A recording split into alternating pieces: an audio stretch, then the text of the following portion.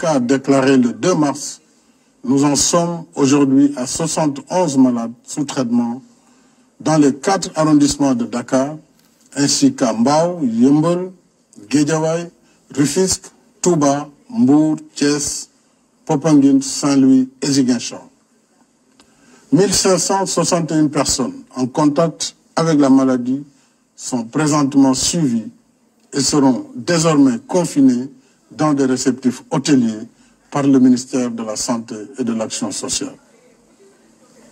L'épidémie qui était confinée à un seul foyer s'est étendue à d'autres localités du pays. C'est dire que le virus gagne du terrain. J'ajoute qu'à ce jour, il n'y a ni vaccin, ni médicaments homologués contre le Covid-19. Ce soir, mes chers compatriotes, et je vous le dis avec solennité, l'heure est grave. La vitesse de progression de la maladie nous impose de relever le niveau de la riposte. À défaut, nous courons un sérieux risque de calamité publique. En conséquence, en vertu de l'article 69 de la Constitution et de la loi 69-29 du 29 avril 1969, à compter de ce soir à minuit, je déclare l'état d'urgence sur l'ensemble du territoire national. Le gouvernement, les autorités administratives et l'ensemble des services de l'État concernés prendront toutes les dispositions nécessaires à l'application sans délai du décret sur l'état d'urgence. J'ordonne les forces de défense et de sécurité de se tenir prêtes en vue de l'exécution immédiate et stricte des mesures édictées sur l'étendue du territoire national.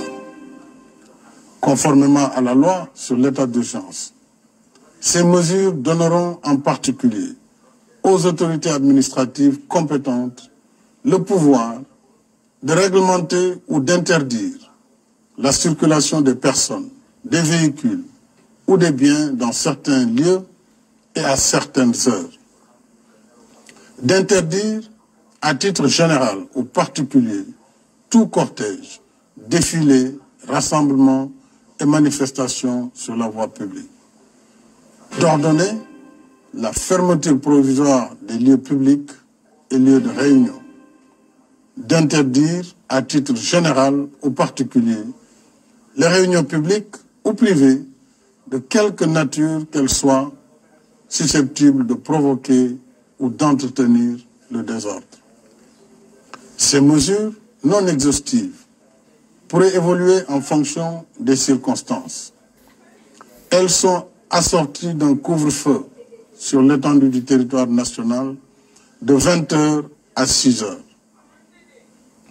Une limitation et au besoin une interdiction sera imposée au transport de voyageurs de région à région. Le ministre en charge des transports, en rapport avec les ministres de l'Intérieur et des Forces armées, prendra les dispositions nécessaires à l'application de cette mesure, y compris en milieu urbain.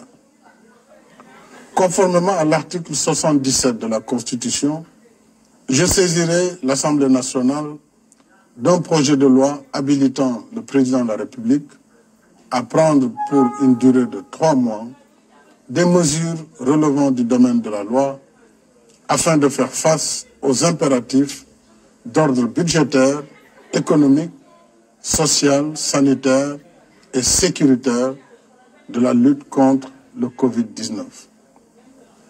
Dans ce cadre, j'ai déjà entamé les consultations avec les institutions de la République.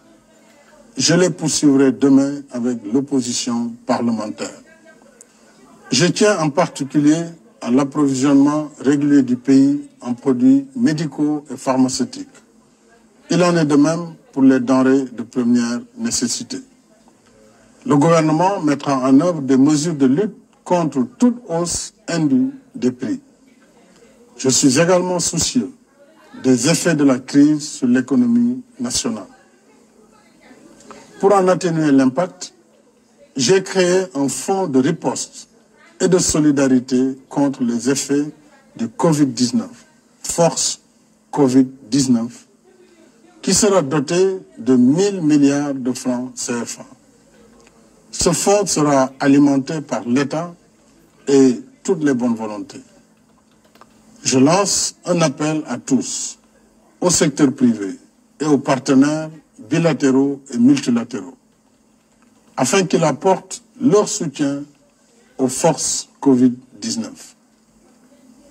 Les ressources du fonds serviront, entre autres, à soutenir les entreprises, les ménages et la diaspora.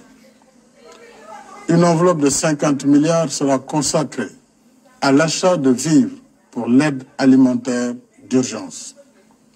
Des mesures fiscales générales et spécifiques seront également prises en soutien aux entreprises. Au titre des mesures générales, il sera accordé une remise partielle de la dette fiscale constatée au 31 décembre 2019 due par les entreprises et les particuliers pour un montant global de 200 milliards. S'agissant des mesures spécifiques, elles bénéficieront aux secteurs les plus touchés par la crise du Covid-19, en particulier l'hôtellerie, la restauration, le transport et la culture.